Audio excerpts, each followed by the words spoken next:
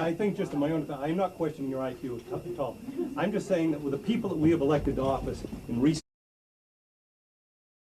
unfair trade practices through legislation that exists by legislation. By the way, we shouldn't have quotas.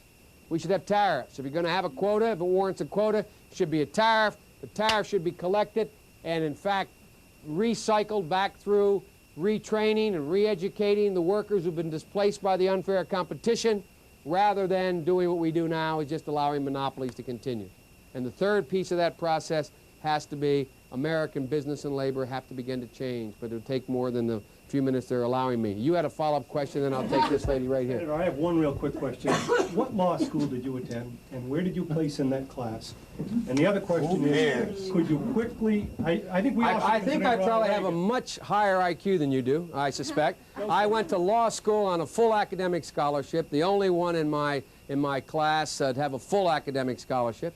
In the first year in law school, I decided I didn't want to be in law school and ended up in the bottom two-thirds of my class, and then decided I wanted to stay, went back to law school, and in fact ended up in the top half of my class. I won the International Moot Court competition. I was the outstanding student in the political science department at the end of my year. I graduated with 3 degrees from undergraduate school and 165 credits, only need 123 credits, and I'd be delighted to sit down and compare my IQ to yours if you'd like, Frank. If I could say one thing, I think just in my own, I'm not questioning your IQ at all. I'm just saying that with the people that we have elected to office in recent years, I think that we have to question their credentials very solidly. Well, I think you're right, Frank. But you know what I find kind of interesting? It seems to me if you can speak, you're at a liability in the Democratic Party anymore. It seems to me you've all become heartless technocrats. It seems to me that you forget that what happens is we have never as a party moved this nation by 14-point position papers and 9-point programs. It seems to me that when we got involved in the civil rights movement, Frank, nobody asked Martin Luther King what his legislative agenda was. He marched to change attitudes. When the women's movement started, it did not move with a constitutional amendment. They marched to change attitudes. And this party better understand full well that it's about time we change our attitude and we begin to change the attitudes of Americans about what their responsibilities are to the poor, about what their responsibilities are to other people, and about what our responsibility in the world is. And that requires changing attitudes.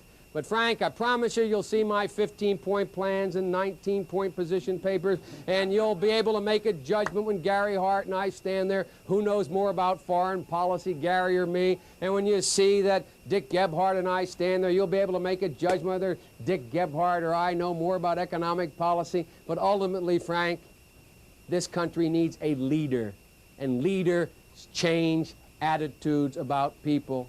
And it's the ironic twist that in the wake of Ronald Reagan, that the only one thing he knew how to do was the one thing that is now being the currency of which is in fact being devalued so much. But anyway, Chris, your question before I get into comparing IQs with my sons, where I'll lose. Would you comment on the deficit? Why Ronald Reagan has piled up such a big one? And second part of the question, what are you going to do about it? Right.